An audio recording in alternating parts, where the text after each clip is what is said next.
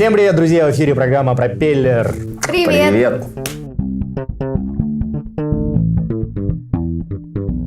Первый наш сюжет будет про барменов. Был недавно у нас чемпионат, совершенно верно, да? А что там было вообще? Ну, в первую очередь, там было две номинации. Это классика и флейринг. Флейринг – это у нас красивое подкидывание бутылки. Странно, я думал, что больше вопросов возникнет к слову «классика». Человеку, который первый раз в руках держит шейкер, даже держать его уже сложно, да. У него нет никаких креплений. Он держится за счет трения. Тот факт, что бармен работает с разными жидкостями, разноцветными, и то, как эти жидкости тоже могут взлетать в воздух, так же, как и бутылки, шейкеры. На самом деле, это очень большой диапазон различных фокусов дает. Опять фокус, опять? А это самолет, который был запущен нашим барменом Николаем.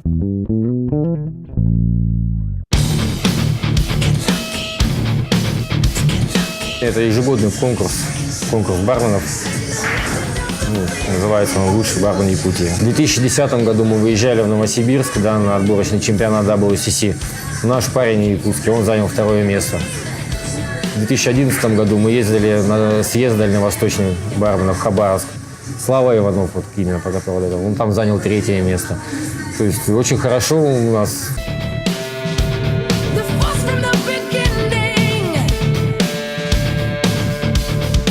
У нас давно уже повелось, что есть такая национальность бармен.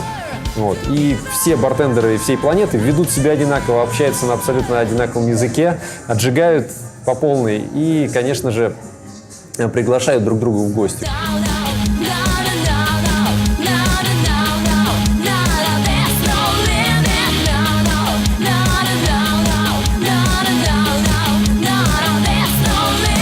Мы представляем собой квинтэссенцию, наверное, культуры, технологий, поварских или каких-то вот этих вот миксологических усилий и, соответственно, истории напитков, которые несут в себе пласты эпох, когда это все образовывалось. Мы это все смешиваем прямо в одном бокале и в концентрации отдаем гостю.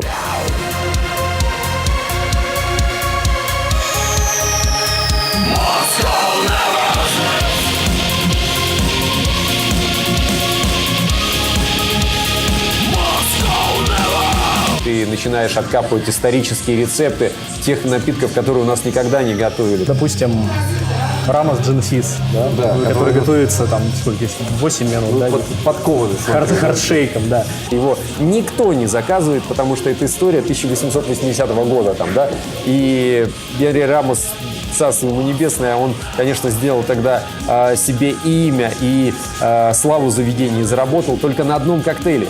Так же, как заработал лонг-бар в Сингапуре, в Раффлс отеле, Сингапур Слин. Его до сих пор готовят в подсобке. Делают в чайне, просто насыпают лед, и тут, вот, пожалуйста. Там все коктейли по 10, а этот $25. Ну, тут легенда. Да, в том-то и дело.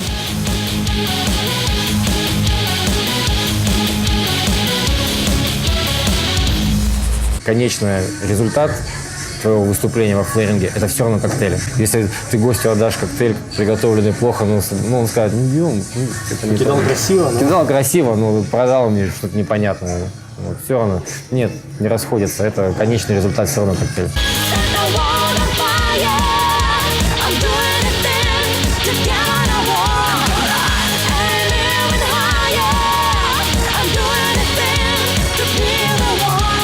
Ремеслу можно всему научиться.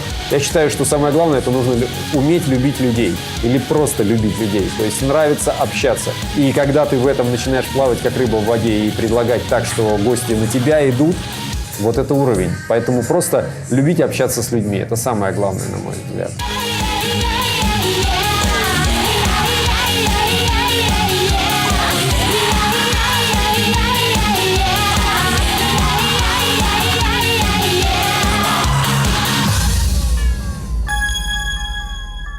А следующий сюжет у нас о комиксах. У меня, кстати, появилась первая книга, связанная с комиксами. Это энциклопедия Marvel. Просмотрев 2 страницы, я сразу же перелистнула на Железного человека. Вот, на самом... И что же ты узнала про Тони Старка? А я читала про его девушек.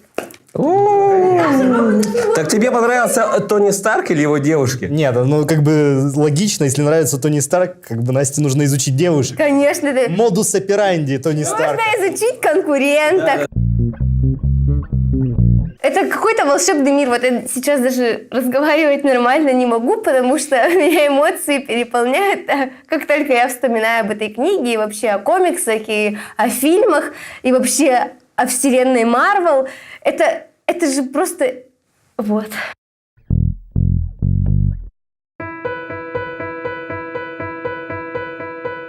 I want to leap over buildings, want to fly over the shores, save the people from the villains, catch the crooks who rob the stores. В мою коллекцию входят, Marvel, DC, Image, в твердом, в мягком переплете, множество всего. Я в последний раз вел подсчет примерно полгода назад, и тогда это наименований было более 1000. В этом году исполнилось 12 лет, вот уже как я их собираю. Я их храню, получается, в таких вот специальных пакетиках, для того, чтобы они не мялись, картонный вкладыш. И все это я храню в специализированных коробках для комиксов, которые заказывать очень дорого и трудно. Я покупаю некоторые комиксы для себя. Например, вот комикс «Бэтмен», где ему сломали спину. Он сейчас мало что стоит, но он действительно важен для меня. А есть некоторые комиксы, которые мне совершенно не интересны, но я знаю, что в будущем они действительно будут стоить много. Вот, например, допустим, вот эти вот, допустим, какой? Черт!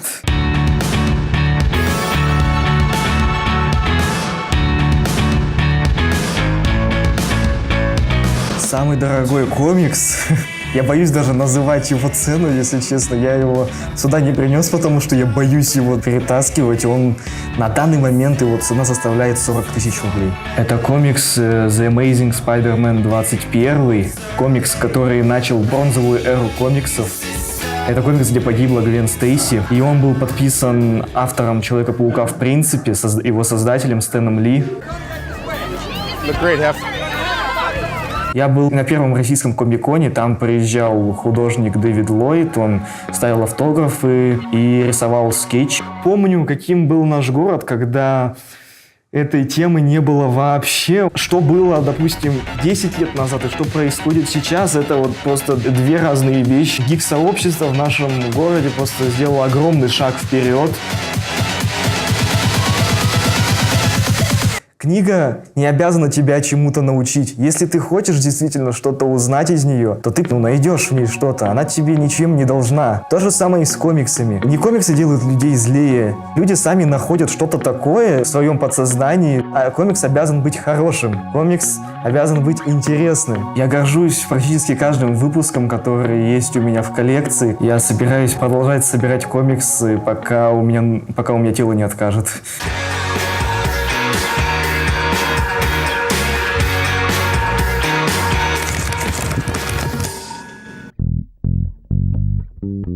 А следующий наш сюжет посвящен пожарной лаборатории. Там у нас побывал наш корреспондент Славик Брешев.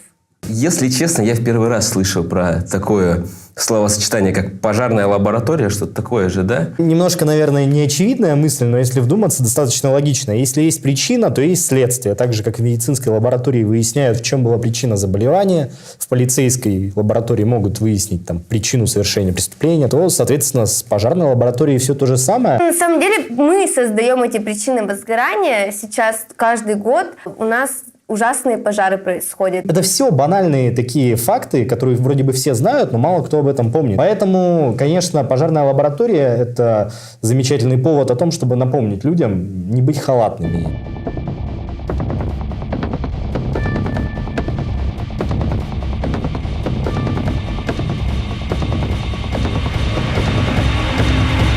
После тушения пожарными зданий, строений и открытых местностей работа еще не заканчивается, потому что стоит определить очаг и причину возгорания. Для этого в дело вступает судебная экспертная лаборатория. А что это такое, мы сейчас покажем.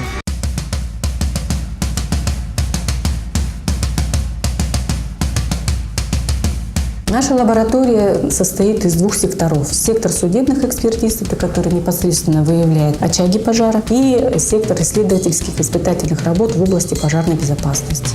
Безусловно, нам было интересно понять, как определяют причину пожара. Первым делом специалисты лаборатории извлекают вещественные доказательства. Например, вот такой провод. Вещдок привозят в лабораторию, где проводят различные измерения. Далее начинается самое интересное. Потом мы помещаем образец в пресс.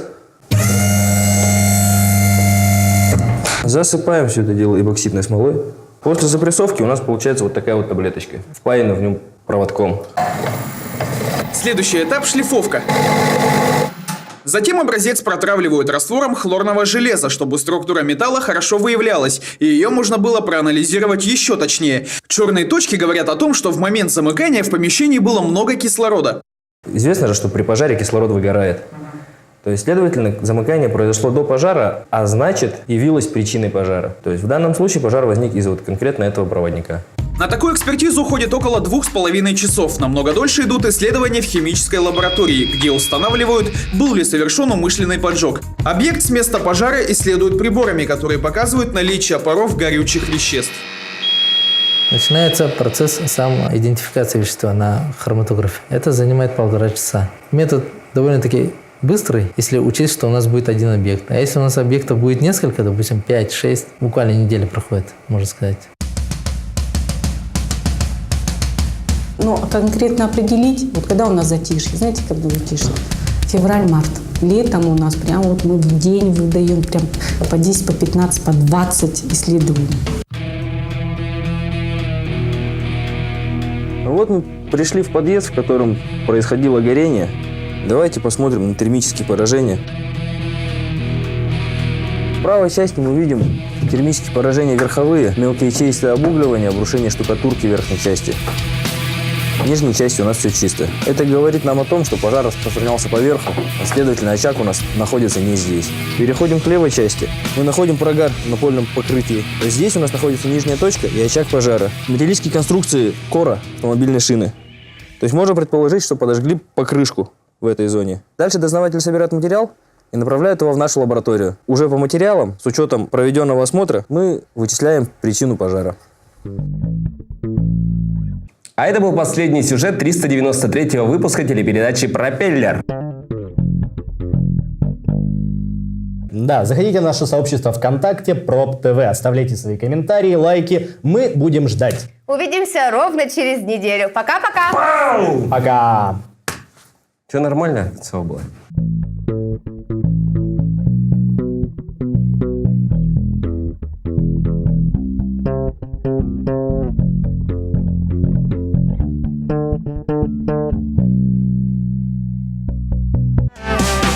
Tonight's the night, let's live it up.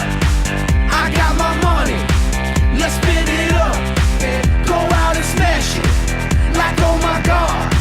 Jump out that sofa, let's kick it.